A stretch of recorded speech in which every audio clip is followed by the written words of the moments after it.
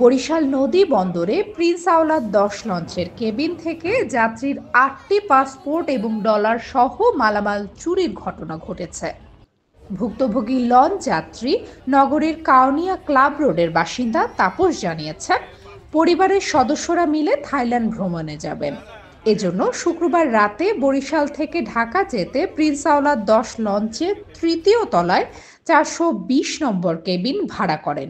কেবিনের মধ্যে পরিবারের 8 জনের 8টি পাসপোর্ট, একটি ক্যামেরা এবং 150 ইউরো সহ অন্যান্য মালামাল ছিল। লঞ্চ ছাড়ার পূর্বে কেবিনের দরজায় তালা দিয়ে লঞ্চের সামনে গিয়ে কিছু সময় পর ফিরে এসে দেখতে পান কেবিনের জানালা খোলা। পরে ভেতরে ঢুকে দেখতে পান পাসপোর্ট, ডলার এবং ক্যামেরা কিছুই নেই। ফুল ফ্যামিলির আমার পরশুদিন থাইল্যান্ডের ভিসা, থাইল্যান্ড এয়ারলাইন্স। আমি সেই উদ্দেশ্যেই বের হয়েছি। তো লং ছাড়ার আগে যখন হুইসেল দিছে তখন আমি আমার ফ্যামিলি আরও লোক আসছে মানে আগামীতে তাদের বিদায় দিতে সামনে গেছি। হয়তো 5 মিনিট সময় আমি আইসে দেখি আমার দরজা খোলা। তখনই আমি গিয়ে দেখি যে আমার ওই যে পাসপোর্টের ব্যাগটা আমি আবার লুকিয়ে রাখছিলাম, সেইটা হাতেই দেখি যে নাই। তখনই বুঝছি আমি আর কিছু দেখিনি। তখন আমি দৌড়ে এসে সিসি ক্যামেরা দেখি যে 2 জন লোক, 2 জন অল্প বয়সী লোক, এটা জানলা ভেঙে ওই টাইপের। পাসপোর্ট সহ কি পরিমাণ ক্ষয়ক্ষতি হয়েছে ভাইয়া? পাসপোর্ট সহ যেরকম দেখছি আমি ক্যামেরা, একটা দামি ক্যামেরা ছিল সেইটা নাই।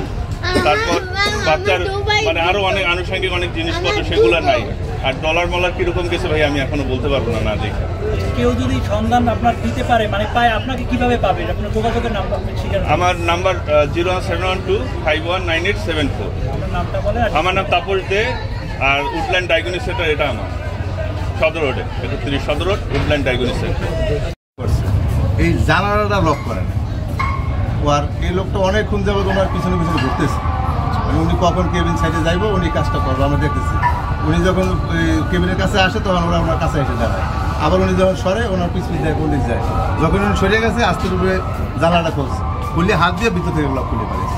বরিশাল সদর নৌথানার অফিসার ইনচার্জ ওসি সনাতন চন্দ্র সরকার বলেন, ঘটনার পর লঞ্চ থেকে সিসি ক্যামেরার ফুটেজ সংগ্রহ করা হয়েছে।